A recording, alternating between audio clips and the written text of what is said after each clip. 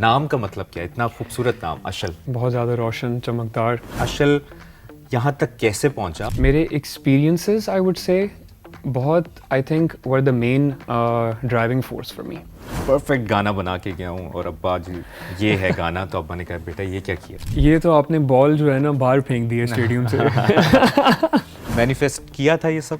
It takes time, of course it takes a lot of time. अचानक से reel एक आती है, सरफरोशी है ईमान तुम्हारी। कई ने कहा कि अलका तरन्नुम नूरजहां 65 की जंग में थी, इस दफा ऐ वतन के सजीले जवान, मेरे नगमे तुम्हारे लिए हैं।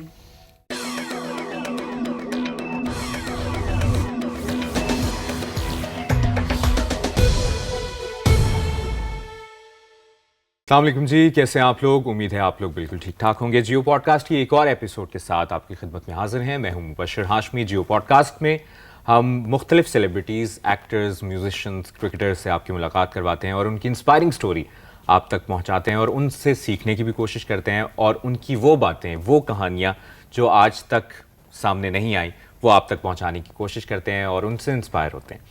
आज जियो पॉडकास्ट में एक बड़े ही ज़बरदस्त, कहना चाहिए कि एक ऐसे म्यूजिशियन जो कुछ अरसे से इस फील्ड में है, म्यूज़िक में है, बहुत अरसे से वो काम कर रहे हैं, बहुत अरसे से वो म्यूज़िक कर रहे हैं, लेकिन जब आप इनकी कहानी सुनते हैं फिर आपको मज़ा आता है इनसे बात करके। वैसे तो पिछले दिनों पाक भारत जंग हो रही थी, इंस्टाग्राम पे हर कोई अपने अपने अंदाज में खराज अकीदत पेश कर रहा था।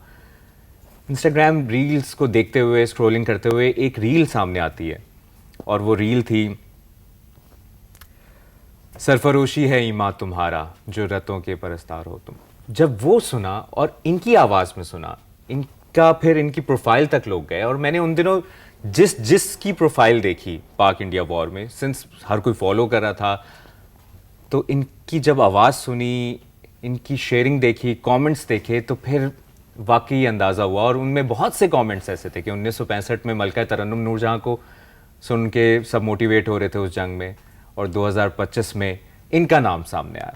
जब आप इनके बारे में सुनेंगे, आपने यकीनन कैप्शन भी देख लिया होगा, इनका बड़ा ज़बरदस्त इससे पहले भी काम चल रहा है और इस दौरान भी ये बड़ा अच्छा काम करते रहे, तो फिर आपको पता चलता है कि ये इनसे मुलाकात करना, इनसे बात करना बड़ी ज़रूरी थी। और इनका ही एक गाना, जो ये मैं कोट करके इनसे आगाज़ करूँगा, कि इनका एक गाना है कि तेरी ही कमी पूरी कर दो ना। इनके आने से म्यूज़िक इंडस्ट्री में वो कमी जो पहले थी वो इन्होंने पूरी कर दी। हमारे साथ मौजूद हैं Ashal Haider Khan. Thank you so much, that was an amazing introduction. Ashal कैसे हैं आप? ठीक ठाक हैं? मैं बिल्कुल ठीक हूँ, आप बताएं कैसे हैं? बिल्कुल ठीक। सबसे पहले नाम का मतलब क्या है? इतना खूबसूरत नाम अशल, सब पूछते होंगे। Ashal basically is from Arabic and Ashal का मतलब है बहुत ज़्यादा रोशन चमकदार, candle light basically, so that's what it means. और वो लाइट माशाल्लाह वो आप अपने अंदाज में फैला भी रहे हैं, बड़ा ज़बरदस्त। अशल बहुत ज़बरदस्त। एक तो मैं ऑफ द रिकॉर्ड भी कह रहा था, ऑन रिकॉर्ड भी कहना चाहता हूँ, आपकी आवाज़ में जो अदायगी है, जो खूबसूरती है, जो अंदाज़ है और जो स्टोरी टेलिंग जो आप लाइव परफॉर्मेंसेस में, मैं उसके पीछे राज जानना चाहता हूँ। किससे इंस्पायर्ड हैं? इस म्यूज़िक जर्नी को कैसे देखते हैं? अशल यहाँ तक कैसे पहुँचा? और माशाल्लाह आप अभी तो आपने बहुत आगे जाना है, इस पूरी स्टोरी को कैसे कंक्लूड करेंगे? It's actually a very long story, so हम सुनने के लिए I'm gonna cut it short as well. I feel बस डिस्कवरी होती है सबसे पहले तो, कि आपके पास ये टैलेंट है नहीं है। तो I started performing in these different competitions जो कि स्कूल लेवल पे हो रहे थे, फिर कॉलेज लेवल पे आके तो आहिस्ता आहिस्ता घर पे भी पता चलता गया कि कुछ है इसके अंदर, तो मज़ीद इस पे काम करना चाहिए। इसी तरह कॉम्पिटिशन्स होते रहे, फिर नात कुछ कॉम्पिटिशन्स हुए, उनमें मैंने पार्टिसिपेट किया, वो एक एलिमेंट सामने आया। करते करते मैं कराची आ गया, तो कराची में एक अलग ही एक्सपोजर मुझे मिला। I got to hear some really interesting music, कुछ वेस्टर्न म्यूज़िक, कुछ क्लासिकल यहाँ पे। And then I met a couple of people जिनसे मुझे बहुत ज़्यादा सीखने को मिला, गाइडेंस भी मिली, और कुछ ऐसे टीचर्स थे बेसिकली जो कि क्लासिकल ट्रेनिंग दिया करते थे. मैं ये नहीं कहूँगा कि मैंने उनसे प्रॉपरली लाइक ट्रेनिंग ली है, बट उनकी दुआएं बस मेरे साथ हैं. Blessings उससे हैं, बढ़कर आई वुड से मेरे एक्सपीरियंसेस आई वुड से बहुत I think were the main driving force for me. क्योंकि I was I mean around 15, 16, 17 and even like I would say 4 years before that I lost my mom. And फिर यही है कि आहिस्ता आहिस्ता करते करते I started writing, or this was probably the a way for me to sort of channel my feelings and emotions music के ज़रिए, लिखने के ज़रिए. I would say music, composition, लिखना, आवाज़, ये सब gifted है. बाकी ये है कि experiences again were the main driving force, और जैसे जैसे experiences आगे मैं बढ़ता गया ज़िंदगी में, उसी तरह मेरा म्यूज़िक भी इवॉल्व करता गया, और इसी तरह मैं इस तरह कोशिश कर रहा हूँ आगे इसको चलाता चलो. तो ये म्यूज़िक में ट्रांजिशन का भाई, आपने जिस तरह जिक्र किया, आप यू लॉस्ट योर पेरेंट्स, अल्लाह हम दोनों को जन्नतुल फिरदौस में आला मकाम दे.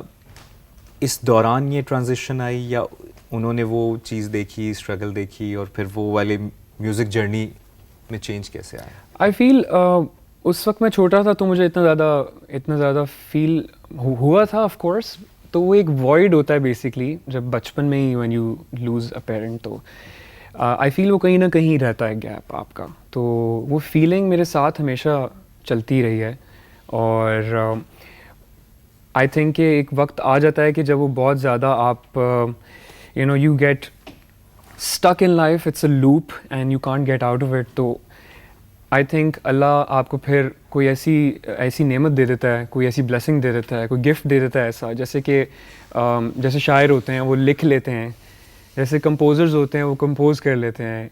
उसके अलावा जो भी आर्ट फॉर्म आप ले लें, तो बेसिकली एक एक्सप्रेशन है ये. आई फील मेरे लिए लिखना और कंपोज करना और परफॉर्म करना was a way to channel those feelings, because at times जब आप इतना ज़्यादा stuck हो जाते हैं, आपको कोई रास्ता नहीं नज़र आ रहा होता, तो I feel ये ऐसी चीज़ है कि जो आपके लिए रास्ता बनाती है मेरे experience में. तो I feel वो जो gap था वो रहा है, but वो after 4 to 5 years, 6 years जब मैं ज़्यादा expose हुआ, I started listening to music, और थोड़ा लाइव भी परफॉर्म करना शुरू किया ऑन एंड ऑफ. तो आई थिंक वो उस वक्त जो है ना ट्रांजिशन आना शुरू हुआ आहिस्ता आहिस्ता, and I knew that oh this is something I really can do. और उसी टाइम से फिर मैं आहिस्ता आहिस्ता started writing. I used to write trash in the beginning. शुरू में तो बहुत अजीब सा होता था, बट यही है कि इसी तरह शुरू होता है. करते करते मैं अपना ही बहुत बड़ा क्रिटिक था. मैं देखता था कि मैंने क्या लिखा है, फिर I used to go back to the stuff that I had written earlier, और मैं देखता था कि अच्छा ये लाइन यहाँ आ रही है, ये अच्छी लग रही है, ये नहीं लग रही. कॉम्पोजिशन वाइज मैं उसको ट्रीट करता था, और बस इसी तरह आई फील करते करते ज़िंदगी में जैसे जैसे एक्सपीरियंसेस आपके बदलते हैं, वैसे वैसे आपका ये ट्रांजिशन आ जाता है. तो आपका इस दौरान सबसे बड़ा सपोर्ट सिस्टम कौन था? आई फील अल्लाह के बाद it's my family. I owe it to them big time. अगर ये ना होते तो probably शायद मैं ना होता, because I feel that I was lucky कि मुझे अल्लाह ने बहन भाइयों की सूरत में ऐसी नेमतें अता की जिन्होंने मुझे हर लम्हा सपोर्ट किया. My sister, I would say, has been a biggest like supporter, and जब भी I felt disappointed, and मुझे ऐसे लगता था कि I should give up now, she would just come to me और मेरे साथ बैठ के मुझे समझाना, मुझे बताना. बड़ी बात. I think मेरी बहन ने मुझे मेरे वालिदैन के बाद पाला एक तरह से, मेरी परवरिश की है, तो वो उसका असर है. फिर मेरे भाइयों का असर है, उनको अल्लाह ने जो एक खूबसूरती दी है उनके कैरेक्टर में, आई फील वो देख देख के ही जो मैं बड़ा हुआ, तो उसी तरह से आई फील ये एक खूबसूरती चलती आई. और यही I feel I would say till the end I would say this is my support system, and I feel अगर ये ना होते तो मैं यहाँ ना होता. Because again वही है, at times या तो आपका आर्ट आपको बचाता है, या तो कोई इंसान आपकी ज़िंदगी में होता है जो शायद आपको एक लफ्ज़ बोल देता है और उसके सुनने से आपकी ज़िंदगी बदल जाती है. वाह. असल वैसे आपकी अब तक जो मेरी आपसे बात हुई है, आप एक बड़े पॉजिटिव सोल हैं और बड़ी Thank वो एक you. इंसान की एक वाइब होती है ना, और जब इंसान खुद अच्छा होता है, हमारी बहुत मुलाकातें होती हैं, बहुत लोगों से इंटरेक्शन होता है, जब इंसान खुद अच्छा होता है तो अल्लाह रास्ते बना रहा होता है, और फिर फैमिली की सूरत में ये सबसे बड़ी ब्लेसिंग है कि एक सपोर्ट सिस्टम बनता है। मैं ये भी जानना चाहूँगा, वो जब आप लिरिक्स लिखना शुरू की, कंपोज भी खुद कर रहे हैं, गा भी खुद रहे हैं, अब हर चीज़ में खुद की परफेक्शन चाहिए। आप कह रहे हैं कि आपके हिसाब से वो ट्रैश से शुरू किया, लेकिन वो एक प्रोसेस था जो शुरू हुआ, जो आज इतनी खूबसूरत फॉर्म में है। तो वो थॉट प्रोसेस क्या होता था, और अब क्या थॉट प्रोसेस होता है कि गाना जब बन रहा है या बनाना है, या कोई इंसिडेंट या कोई स्टोरी, जिस तरह आपने स्टोरी टेलिंग की भी बात की, तो कोई स्टोरी सुनाना चाहते हैं और उसको अपने म्यूज़िक के थ्रू लोगों तक पहुंचाना चाहते हैं? That's a lovely question. First of all, I am really interested in answering that question. Sure. Please. I think ये भी इवॉल्व करता है। अगर मैं आपको इनिशियल जो डेज थे मैंने शुरू किया था, तो मैं बहुत ज़्यादा आई वुड से इसमें ढूंढने से आपको कमर्शियल एलिमेंट नहीं मिलता उन गानों में। प्योर स्टोरी टेलिंग थी and it wasn't a formula music. लेकिन आहिस्ता आहिस्ता जब मैं इंडस्ट्री में आया और मैंने बाकी लोगों को सुना, आई फेल्ट कि you need to find a right balance between that commercial element and that originality. इन दोनों को हैंड इन हैंड अगर आप लेके चलेंगे तो I feel you are a person जो कि स्टैंड आउट करेगा फ्रॉम द क्राउड। क्योंकि आपने बात को देखें, अगर मैं बहुत ज़्यादा मुश्किल अल्फाज इस्तेमाल करूं और अगर किसी को समझ ना आए, तो वो मुश्किल अल्फाज मुझे तो समझ आ रहे हैं, लेकिन अगर किसी लेमैन को समझ नहीं आ रहा, तो आई थिंक मेरे लिए वो पहले बहुत ज़्यादा था कि खैर है कोई बात नहीं, अगर किसी को समझ नहीं आ रहा, मुझे आ रहा है, टेंशन नहीं है। But still I was like if I want to reach out to masses, तो मुझे एक ऐसा स्टाइल, एक ऐसा अंदाज़ अपनाना होगा जो सब तक पहुंच सके, यू नो। और आई फील कि किसी हद तक मैं उसमें कामयाब भी हुआ हूँ, और अब मज़ीद मैं उसको देख रहा हूँ कि किस तरह से मैं उसको इम्प्रूव कर सकता हूँ। सेकेंडली, जो एक प्रोसेस की आपने बात की, वो मुझे लिटरली नहीं पता होता, कभी कभी क्रिएटिव नहीं पता होता मुझे कि क्या होगा, क्या होना है। कभी कभी ऐसा होगा कि मैं बैठा होऊंगा और मैं बस गिटार बजा रहा हूँगा, and I would just start playing some chords और कुछ भी ऐसे नोट्स, एंड इंस्टेंटली मेरे अंदर कुछ लाइक यू नो आमद का जो एक कॉन्सेप्ट है ना, दैट्स सो रियल, कि वही जो चीज़ निकलती है ना, वही सच्ची होती है और वही लोगों के दिलों तक जाके पहुँचती है। तो यही होता था कि गिटार कभी बजा रहा हूँ तो कुछ मेलोडीज़ आ गई, वो मैंने रिकॉर्ड कर ली। एक हफ्ते बाद शायद मैं दोबारा सुन रहा हूँ वो मेलोडीज़, उन पे मैं लिख रहा हूँ। करते करते करते करते ऑलमोस्ट लाइक 1-2 हफ्ते गुजरे, फिर मैंने उसको थोड़ा सा स्ट्रक्चर किया, अरेंज किया, ऐसे एक गाना बन गया। कभी कभी ऐसा होता है कि मैं कुछ लिख लेता हूँ एंड ऑल ओवर सडन मुझे मेलोडी भी आ जाती है, और मैं फिर उसको गिटार पे भी किसी तरह उसके कॉर्ड्स वगैरह निकाल लेता हूँ। So it's really like I can't decide and I can't say anything on it. मैं हमेशा यही बोलता हूँ कि लोग मुझसे पूछते हैं कि यार आप क्या करते हैं। Even अभी भी रील्स वगैरह I've been posting lately, तो people have been commenting अपनी रियाज टिप्स बताएं, और you know people really want to know कि आपकी insights क्या हैं, आपका creative process क्या है। I feel conclusion यही होगा कि मैंने I feel एक तो subconsciously बहुत सीखा है। I think अल्लाह ने 2 कान इसीलिए दिए हैं कि आप सुने, 2 आँखें इसलिए दी हैं कि you observe. कल ही मैं एक I would say he's an amazing personality. I don't know if I can take his name. Sure. Jim Rohn basically बहुत ही amazing personality है। उनको उनके lectures में बहुत सुनता हूँ। तो कल ही मैं उनका एक YouTube पे देख रहा था वीडियोस में, वो यही बोल रहे थे कि if you want to change your life, start reading, listen more and observe. So ये 3 चीज़ें अगर आप अपनी ज़िंदगी में कर लें तो I think you can change your life. And this is how probably I treat my creative process as well. और इसी फॉर्मूले पे अशल चल रहा है। अच्छा अशल, वालिद साहब के साथ आपका कैसा ताल्लुक़ था, और कब ये जो आप पूरा एक क्रिएटिव प्रोसेस बता रहे हैं, उन्होंने भी म्यूज़िक यकीनन कुछ सुना होगा, कभी ऐसा हुआ परफेक्ट गाना बना के गया हूँ और अब्बा जी ये है गाना, तो अब्बा ने कहा बेटा ये क्या किया, कभी ऐसा कोई हुआ, या अब्बा ने हमेशा ही सपोर्ट की? ये तो आपने बॉल जो है ना बाहर फेंक दी है स्टेडियम से। अच्छा, अब बाबा के साथ आई थिंक वो उस तरह का लाइक थोड़ा सा वो वाला रिलेशनशिप सबके रहा है साथ हो। हमेशा से। तो आई डोंट थिंक कि मैं कभी कोई गाना उनके पास लेके गया हूँ इस तरह से, मुझे नहीं याद। It's just my sister and मैंने अपने भाइयों को सुनाया हो। अम्मा तो खैर बहुत पहले चली गई थी तो इसलिए मौका ही नहीं मिला, but I feel spiritually she is here and she उनकी इज़ दुआएं। Listening all the time. तो बस बाबा के साथ थोड़ा यही था कि उस तरह से नहीं रहा वो एक आई थिंक वो भी एक अजीब सा एक स्पेस है मेंटल, कि जब वो दुनिया से गए तो तब भी एक अजीब सा वॉइड आ गया और फील होना शुरू हुआ कि चलो खैर है, जो भी चीज़ें थी वो हम ओवरकम कर सकते थे, उनको हटा सकते थे रास्ते से। ज़िंदगी है ना, मतलब यू हैव टू जस्ट, किसी दिन तो आपने चली जाना है, राइट। तो वो जो खलिश है एक बीच की, आई फील वो रहते हुए अगर आप, चाहे वो इंसान कैसा भी हो, आप अगर वो हटा लें, वो निकाल लें, तो आई फील आप, यू वुडंट रिग्रेट कि यार वो मैंने ये नहीं किया था। बट आई थिंक उनके साथ थोड़ा सा इस तरह का रिलेशनशिप रहा है कि म्यूज़िक ना तो वो खुद इतना ज़्यादा सुनते थे, बस रैंडमली ऐसा होता था कि कभी कोई, मैं मनकबत वगैरह भी पढ़ता होता था, तो वो उस तरह की चीज़ें ज़रा इंटरेस्ट लेके सुना करते थे, मनकबत, नोहा, इस तरह की चीज़ें। तो वो मैं उनको जब सुनाता था तो वो सुन लिया करते थे और अप्रिशिएट करते थे बस।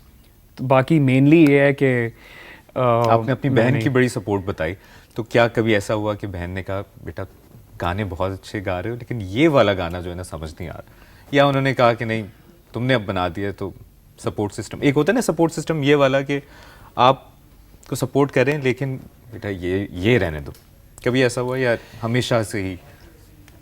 आई वुड से मेरी बहन का एक अलग ही ऑरा है, एक अलग ही पर्सनालिटी है। आई वुड से she is an inspiration for me through out, because वो खुद भी लिखती है और खुद पढ़ती भी है, वो गाती भी है, माशाल्लाह इतनी टैलेंटेड है। तो आई फील मेरे लिए एक प्लस पॉइंट था कि मेरे घर में ही ऐसा एक इंसान मौजूद है जो देख के बता सकता है कि यार ये चीज़ तुम्हें इस तरह से करनी चाहिए, इस तरह से। वो कंपोज भी करती है ख़ुद, तो मुझे बहुत ज़्यादा हेल्प मिली है। और आई फील कि अभी तकरीबन एक या दो गाने ऐसे हैं जिनमें मैं बिल्कुल फंस चुका था और वो क्रिएटिव ब्लॉक आ गया था एंड आई वाज लाइक अब मैं क्या करूँ, अब मैं कैसे आगे बढ़ूँ, मुझे ये गाना परफॉर्म भी करना है, ऑल्दो वो अनरिलीज था, but I was like I need to perform this, अब मैं कैसे लिखूँ। But then again my sister would come in and उसका यही होता है कि उसको जब कोई चीज़ पसंद आ जाती है ना तो वो आपको बताएगी नहीं, वो लिख के आपके सामने ला के रख देगी, वो बोलेगी ये लो आप देख लो इसमें क्या ट्वीक करना है, क्या ब्लेंड करना है, किस तरह से इसको लेके चलना है आगे। And whatever she would write would make so much sense and it would like वो इतने प्यार से लिखा हुआ होगा कि वो आप खुद भी हैरान हो जाओगे कि यार मतलब मैं फंस गया था but she's there and she compensated that part and she came forward guardian angel ऐसे ही लोगों को ऐसा ही होता है। तो असल जिस तरह आप ये बता रहे हैं और फिर पूरे एक प्रोसेस से आप गुजरे, मैंने वैसे ही सवाल जहन में सोचा हुआ था कि मैं आपसे पूछूंगा कि इतनी आवाज़ में दर्द, किसी हार्ट ब्रेक, कोई कभी दिल टूटा, लेकिन मैं उस सवाल को चेंज कर देता हूँ। इस आवाज़ के पीछे कई दुआएं हैं, माँ बाप की दुआएं हैं, बहन की सपोर्ट है, भाइयों की सपोर्ट है और एक स्टोरी टेलर की एक वो कहते हैं ना एक अर्ज है स्टोरी बताने की। तो एक अच्छे म्यूजिशियन के लिए एक अच्छा स्टोरी टेलर होना कितना ज़रूरी है? आई थिंक क्योंकि मुझे नहीं लगता बहुत से म्यूजिशियंस ये सोचते होंगे, वो बस लिरिक्स हैं, अच्छा जी ये गाना है गा दो। समझना और बयान करना कितना। आई एम ग्लैड कि आपने ये रेज़ किया। मेरे ख्याल में जो मैंने अब तक एक्सपीरियंस किया है, जो कि बहुत थोड़ा है but still I am learning, I am a student, I feel कि ये आजकल का जो टाइम है ना बहुत बदल चुका है। शुरू में ही होता था कि एक वो स्टारडम वाला टाइम था, when you put out an album, put out a song, people would be crazy, आपके albums लोग खरीद रहे हैं, CDs खरीद रहे हैं and all of that is happening.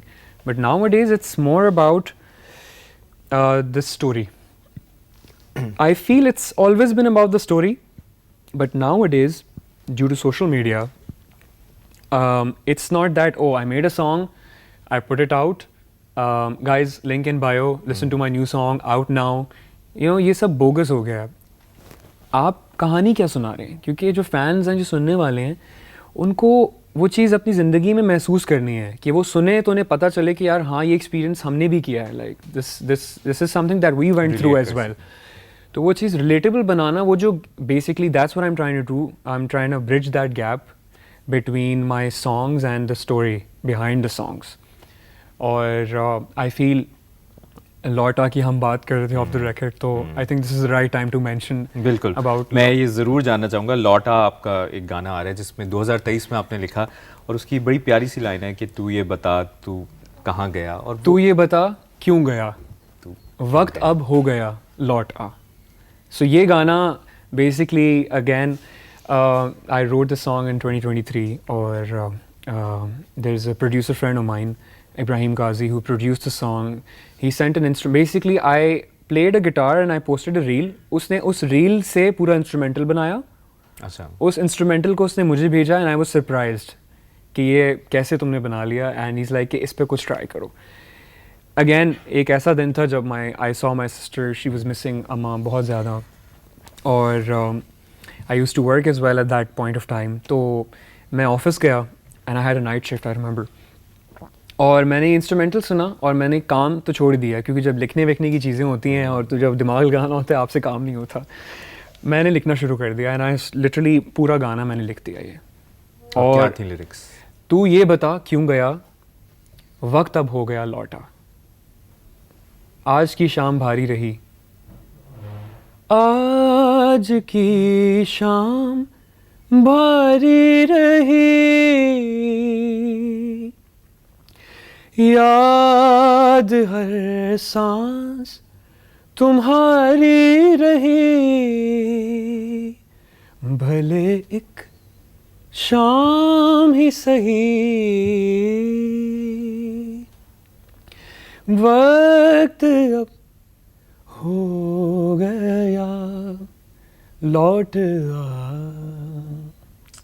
तू ये बता क्यों गया, तू ये बता क्यों गया, वक्त अब हो गया लौट आ. So this is how it's sort of like, the words are very simple, basic. अपनी बहन को imagine किया मैंने कि उसकी feelings क्या हैं, और I started writing and then this is how the song came into existence. After 2 years, surprisingly, this is really interesting and I want to mention this here, that as my reels started like, you know, getting traction and all of that, so I thought I should probably push some original content as well. And this is how the storytelling element came in. And I was like, this is the right, imagine 2 साल पहले गाना लिखा है, वो release हो चुका है, but I thought I should make a video for the song, and then this is how I released the song. By the way, this song is out on Spotify and every other streaming platform and YouTube for anyone who wants to listen to the song as well. वही बात कि एक thought process, creative process 2023 का था, लेकिन हर चीज़ का एक time होता है, और वो 2025 में आई एम श्योर ये बड़ा ज़बरदस्त, और मैंने सुना भी है, बहुत खूबसूरत आपका ये ट्रैक है. अचानक से ये पूरा एक जर्नी, हम जिस तरह हम बात कर रहे थे, अचानक से नेस्कैफे बेसमेंट से कॉल आती है.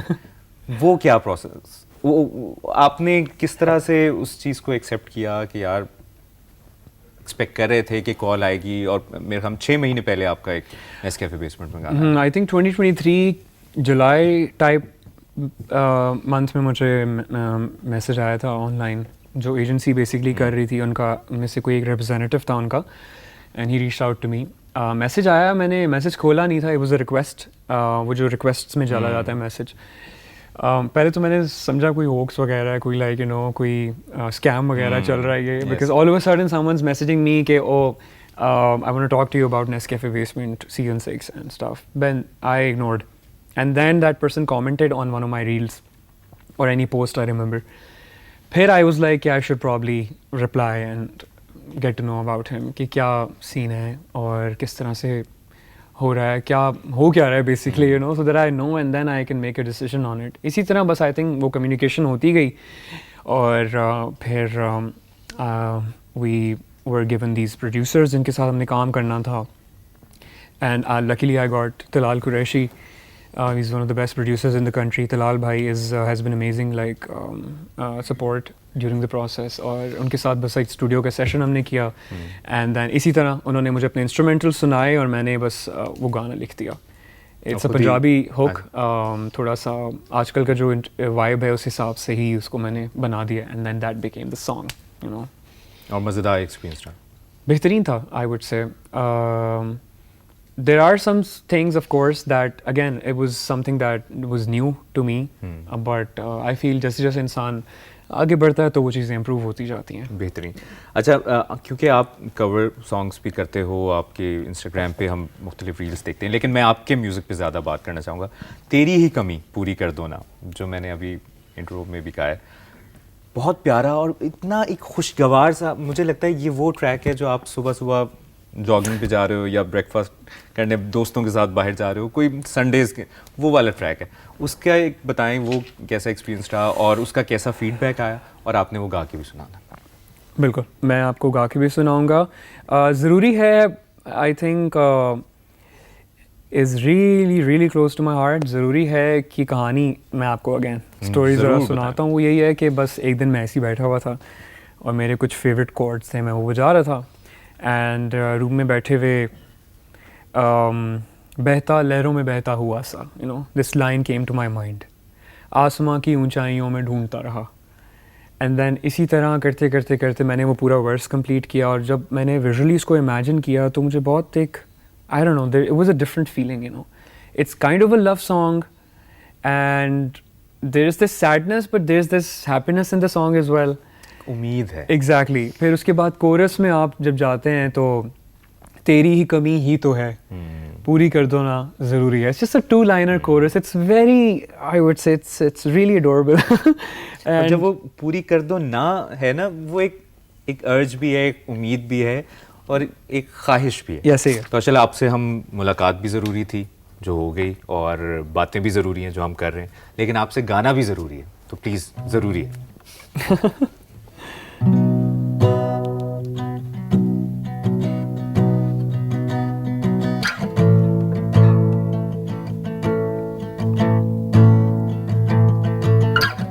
बहता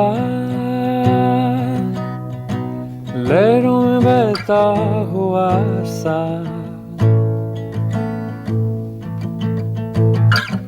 आसमां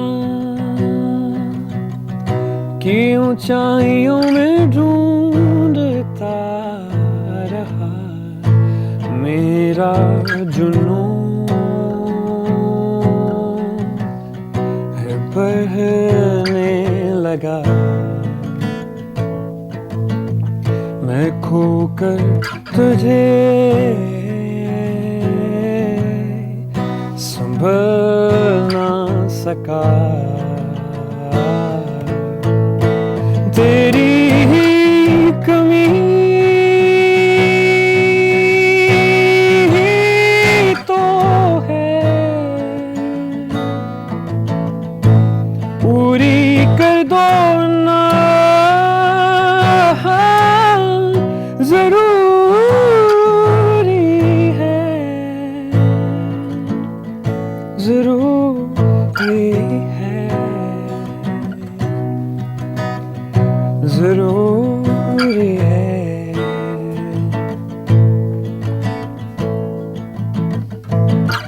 मुंतज़िर ख़िज़ा में तू बन के बाहर आएगी. फूलों की खुशबू जैसी फैल जाएगी. करता फिरूं तेरा इंतज़ार. मैं कैसे रुकूं कि हुआ तुझसे प्यार. तेरी ही कमी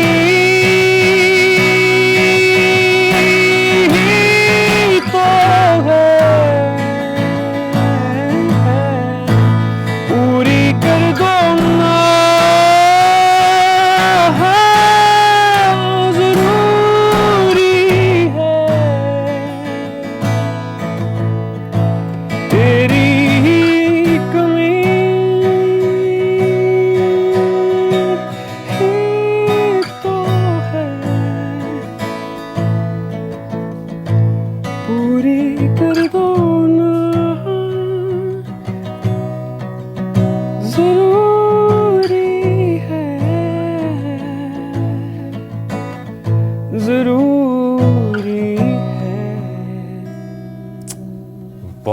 बहुत ज़बरदस्त। ज़रूरी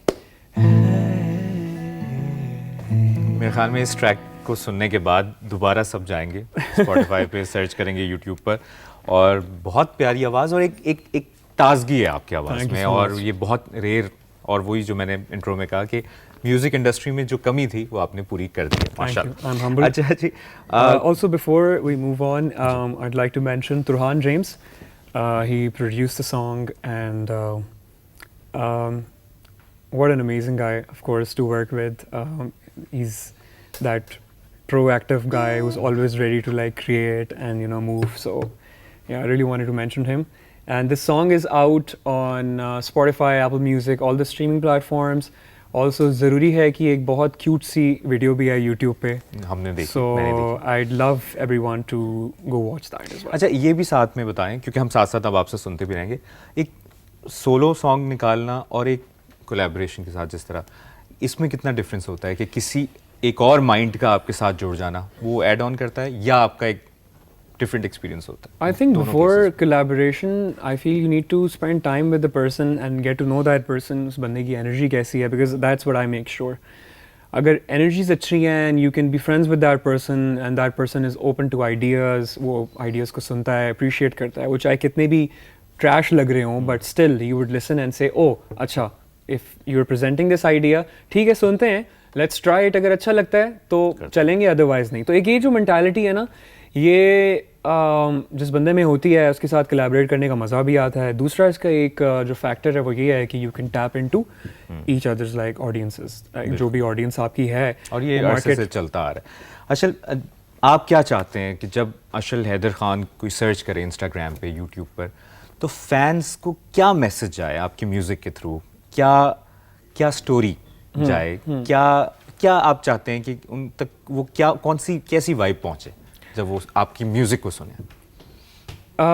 I feel that as a human being, जो भी experiences मेरे रहे हैं, और again बहुत सारे लोगों के रहे होंगे, self love I feel is the most important element if you want to sort of succeed in life.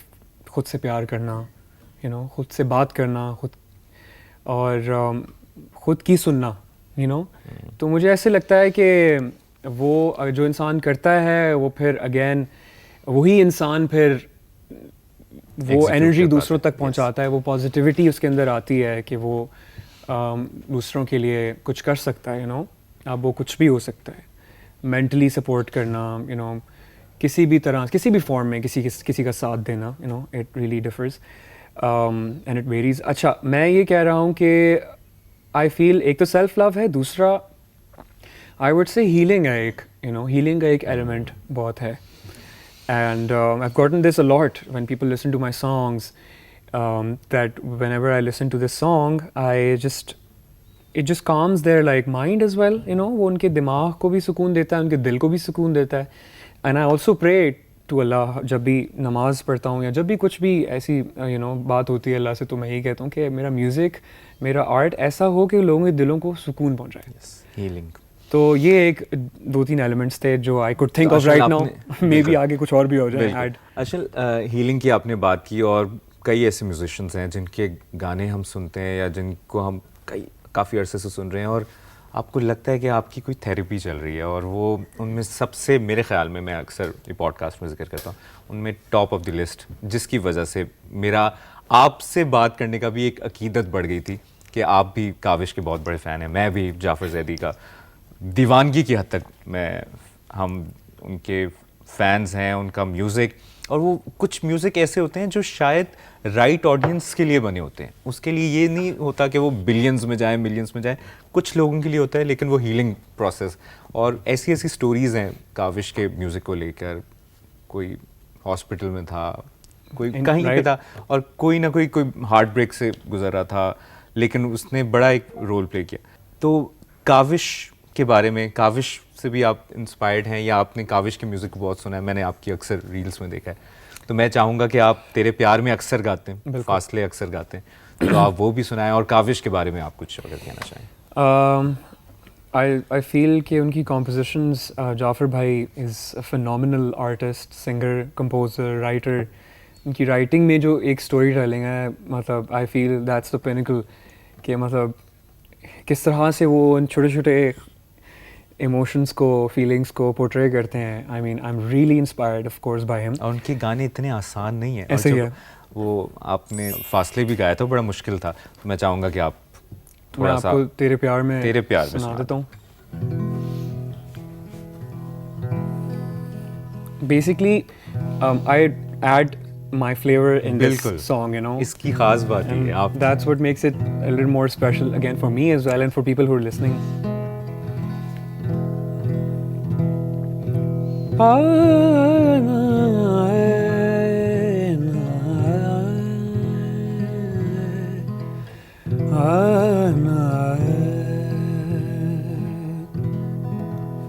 तेरे प्यार में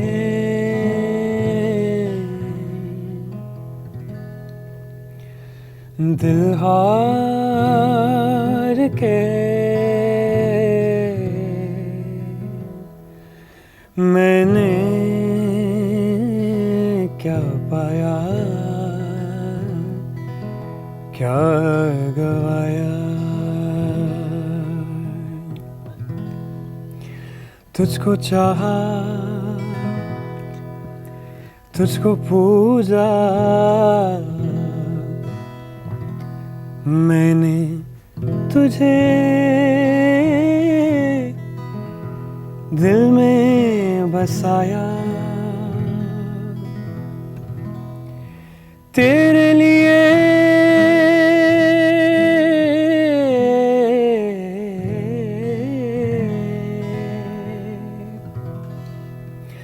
तेरे लिए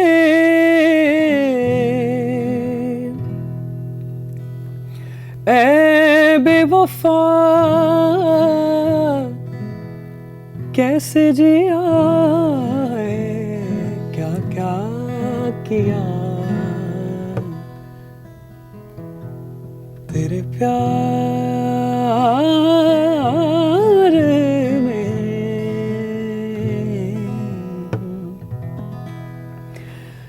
दिल हार के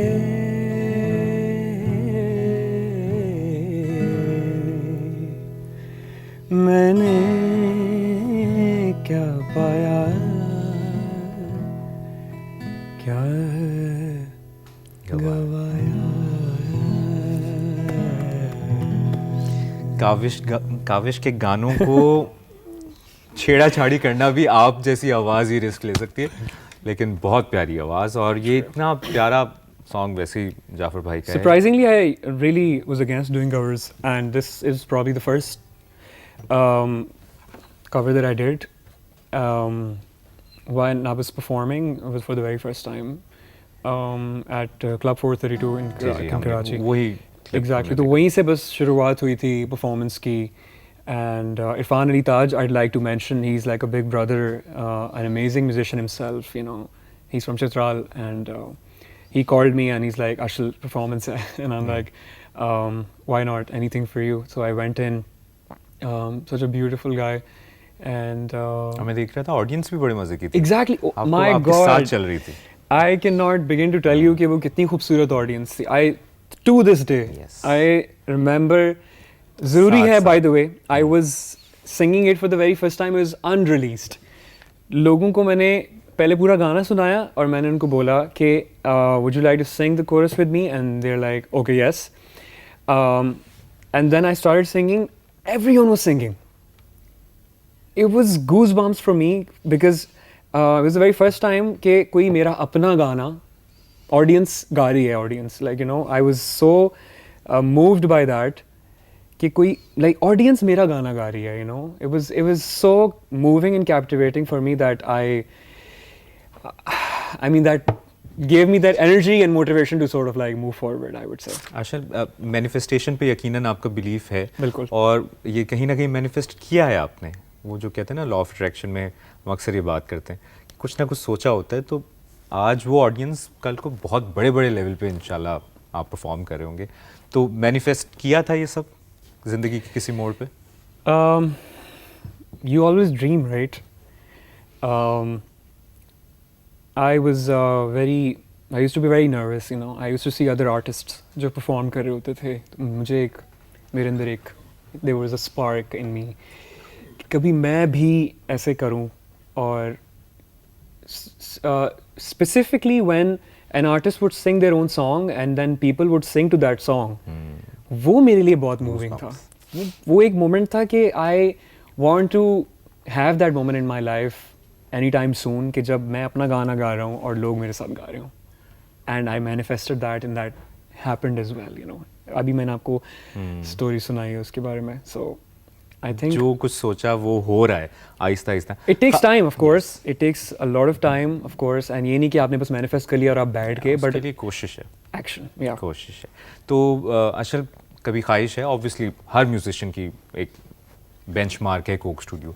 ख्वाहिश है कि कोक स्टूडियो में परफॉर्म करें, क्योंकि जो आपकी आवाज़ है, हम अक्सर ये अपने पॉडकास्ट में भी जिक्र करते हैं, जुल्फ़ी भाई की कंट्रीब्यूशन जो है, म्यूज़िकल कंट्रीब्यूशन, उस पर भी बड़ा हम जिक्र करते हैं. उन्होंने बड़े बड़े आर्टिस्ट्स को मौके दिए हैं और कोक स्टूडियो जाने का मैनिफेस्ट किया हुआ है, ख्वाहिश है.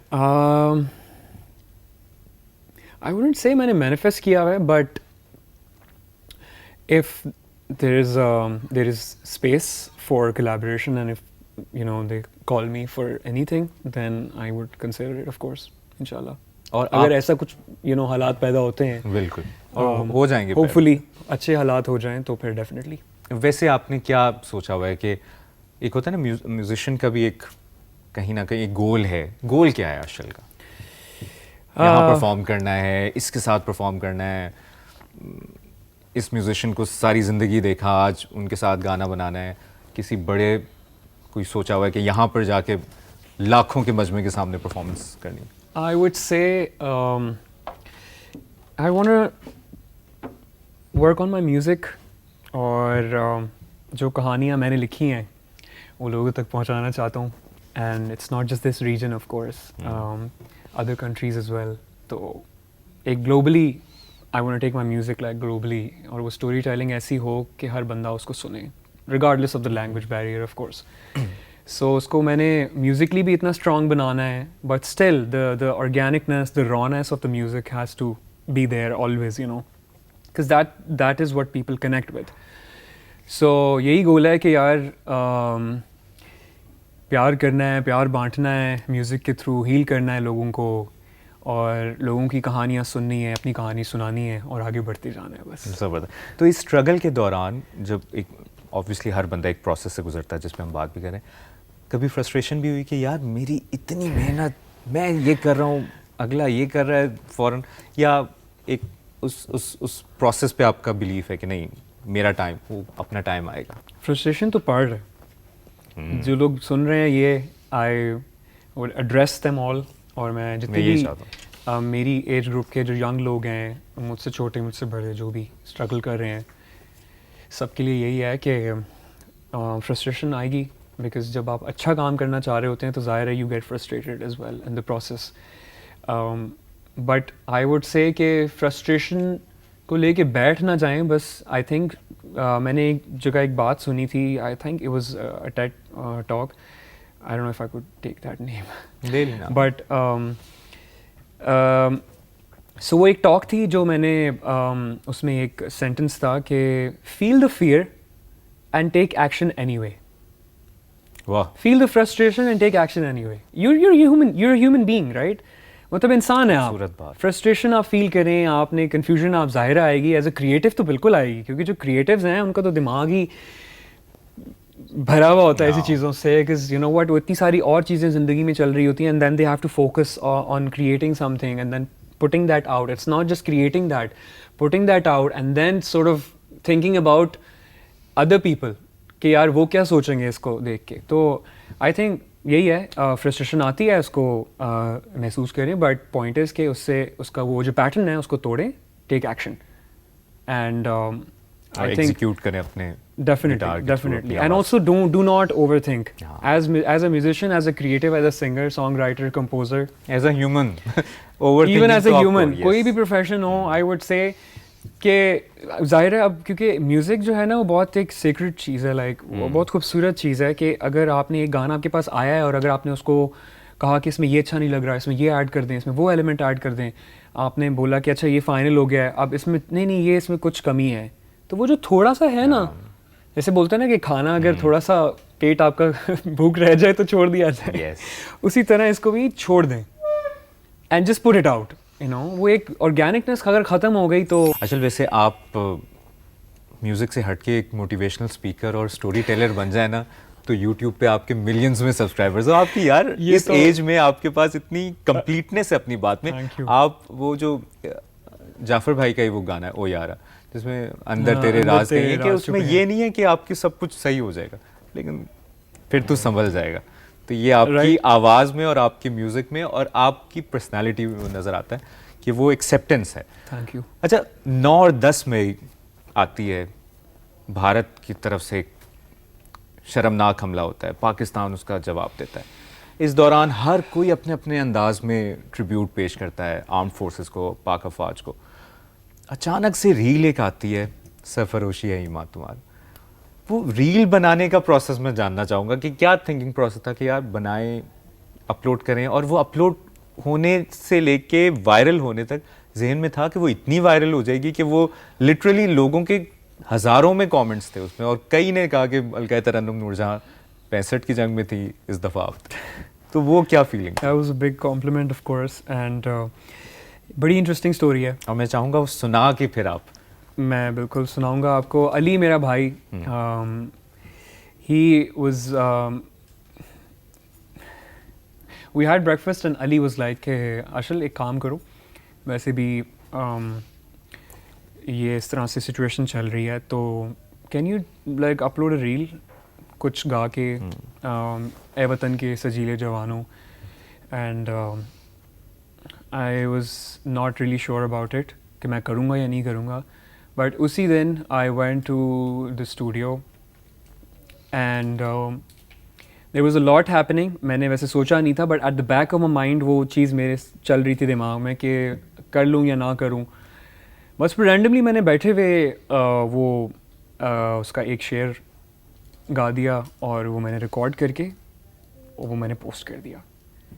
एंड और वायरल कितनी देर में? I think I posted it around 8-9 PM and then आहिस्ता आहिस्ता बस हल्का फुल्का रिस्पॉन्स, जैसे ही जो कैजुअल रिस्पॉन्स से आता है, but when I woke up तो वो you know 1000 likes and then फिर वो रुका नहीं, फिर वो बढ़ता ही गया। सो उसने भी बड़ा एक मोटिवेशन दी ऐसे ही। और जब हमने वो सुना भी ना तो उसमें एक ताकत थी उस आवाज में कि एंड आई मेड श्योर कि वो असर रहे उसके अंदर, यू नो असर था। Not just that I am posting a reel, you know I सैंग it from the core of my heart ताकि लोगों तक पहुंचे और वो आपके सामने पहुंचा भी है। तो जिस तरह हम बात भी कर रहे हैं कि फिर पाक भारत जंग हुई और फिर पाकिस्तान ने जिस तरह मुंह तोड़ जवाब दिया, और इस दौरान हर महाज पर हम अक्सर ये जिक्र करते हैं, सिफारती, सहाफ़ती, इखलाकी महाज पर, सरहदी महाज पर भारत को शिकस्त का सामना करना पड़ा, और पाकिस्तान की पाक अफवाज को सलाम भी हम पेश करते हैं। और जिस तरह ये रील भी आपकी बड़ी उस दौर में वायरल हुई, तो मैं चाहूँगा कि आप उनको ट्रिब्यूट भी दें और वो गाएं भी, और इसी के साथ हम इजाज़त भी आपसे चाहेंगे। और अशल के बारे में लाजमी मैं ये बात ज़रूर करना चाहता हूँ कि अशल वो सिंगर हैं, बहुत से लोगों से आपकी मुलाकात होती है जो दिमाग से गाते हैं, गले से गाते हैं, सुर पे जोर देते हैं। ये वो बंदा है जिससे मेरी आज मुलाकात हुई है और वाकई अंदाज़ा हुआ है कि ये दिल से गाता है। बहुत बहुत शुक्रिया अशल, आप यहाँ पर आए और आपने अभी बहुत आगे जाना है। अल्लाह आपको बहुत कामयाब करे। पाक अफवाज को ट्रिब्यूट अशल हैदर खान की तरफ से। ऐ वतन के सजीले जवानों, ऐ वतन के सजीले जवानों, मेरे नगमे तुम्हारे लिए हैं, मेरे नगमे तुम्हारे लिए हैं, ऐ वतन के सजीले जवानों। तुम पे जो कुछ लिखा शायरों ने, उसमें शामिल है आवाज मेरी, उड़ के पहुंचोगे तुम जिस उफक पर, साथ जाएगी परवाज मेरी। चांद तारों के है राज़दानों, मेरे नगमे तुम्हारे लिए हैं, मेरे नगमे तुम्हारे लिए। ऐ वतन के सजीले जवानों, ऐ वतन के सजीले जवानों। बहुत बहुत आला, बहुत बहुत शुक्रिया Ashraf Thank you, Haider Khan. thank you. Pakistan को सलाम, पाक अफवाज को सलाम। जियो पॉडकास्ट की अगली एपिसोड में किसी और सेलिब्रिटी के साथ उनकी इंस्पायरिंग स्टोरी आप तक पहुंचाएंगे। तब तक के लिए इजाज़त दीजिए, अल्लाह हाफ़िज़। हमारे साथ मौजूद हैं Shahira Jaleel Al Basit. Thank you for having me. कैसा रहा एक्सपीरियंस? आई थिंक मेरी लाइफ 180 डिग्रीज बिल्कुल ही चेंज हो गई। रज़िया की अगर बात कर लें, जो कि मेरा दूसरा प्रोजेक्ट था, लेकिन सही मायनों में मेरा डेब्यू या ब्रेक थ्रू प्रोजेक्ट और था। डेब्यू कोई आम नहीं था, माहिरा खान के साथ। मैंने उनसे पूछा था कि माहिरा, इस इंडस्ट्री में क्या मैं मेंटोर्स ढूंढूं? तो उन्होंने कहा, शहीरा आप ताक़ुब नहीं करें किसी चीज़ का, आपको सही लोग सही वक्त पे मिल जाएंगे। किसी को भी आप पीछे छोड़ सकती हैं, आपके पास वो टैलेंट है। सजल अली इन पर्टिकुलर पाकिस्तान में, तो मैं उनको ज़रा लुकअप करती हूँ। मैं कहती हूँ कि वो ट्रेजेक्ट्री, वो करियर पाथ मुझे अपने लिए क्रिएट करना है। किस टाइप के रोल आप करना चाहती हैं? शेक्सपियर का एक कैरेक्टर है हैमलेट। हैमलेट का कोई अडेप्टेशन पाकिस्तान में होगा तो आप करना चाहती प्लीज़। मेंटल हेल्थ को आप कैसे मैनेज करती हैं? एक्टर्स ऑलरेडी बहुत सेंसिटिव सोल्स होती हैं, और फिर उनकी मेंटल हेल्थ ऐसा मुमकिन नहीं है कि कॉम्प्रोमाइज़ ना हो। आप कोई मैसेज देना चाहें? जब माशरा हम बेहिसी की तरफ जा रहे हैं तो थोड़ा सा एहसास पैदा कर लें।